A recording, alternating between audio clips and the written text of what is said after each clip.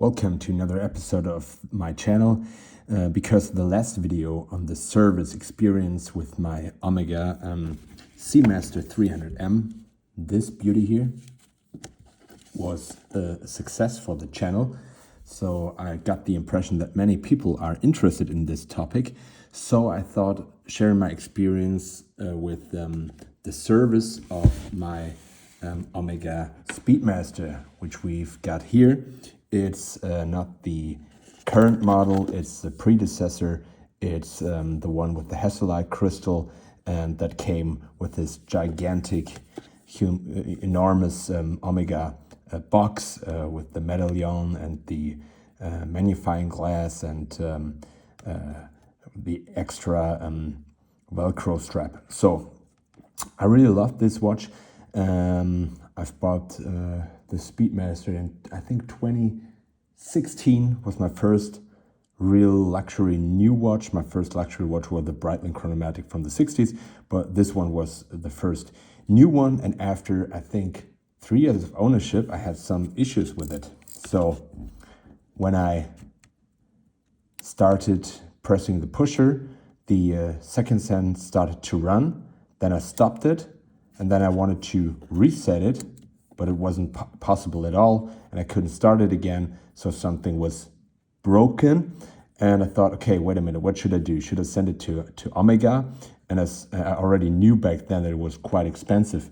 So I thought, looking up some alternatives on the web, and I found Uhrreparatur Online, which is a German service. I think the company is based in Hamburg, and they're pretty transparent. They're offering services for all kinds of brands, ranging from Alpina to Zenith, so also Rolex, Omega, Seiko, you name it.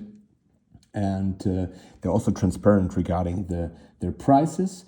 I think servicing a chronograph movement was around, it was in 2019, the service around, I think, 380 euros, beginning starting at 380 euros. And they will give you a cost calculation when they receive the watch. It's also secured up to, I think it was 15,000 euros. So it was picked up via UPS, I thought. And then they got the watch. And after, I think, 3 weeks or so, I received a calculation that the costs will be like 405 euros, which meant they needed to do a complete service of the watch, and they also polished some minor scratches out of it. And then it took another, I think, 5 weeks after agreeing to the service that I received the watch, and it came back not in this plastic bag as the Omega Seamaster came when I brought it to the official Omega service. No, it came back in this nice Omega travel case or travel pouch, the former service case. Nowadays you get this leather case to open up. It's like the card box case of the Moonwatch, just in leather. So the experience was overall pretty nice. So I think if you're going to service your watch, first of all, you should never forget, if you buy any kind of mechanical piece, and with mechanical I mean either a hand-wound piece or an automatic, then you have to calculate that you have to spend some money or spare some money, save some money to do the service. And when you should do the service, a watchmaker told me whenever there's something wrong with the watch. He didn't really suggest any certain intervals, like every 2 years, every 4 years, every 6 years. Of course, you have to service it to guarantee water resistance, that's for sure.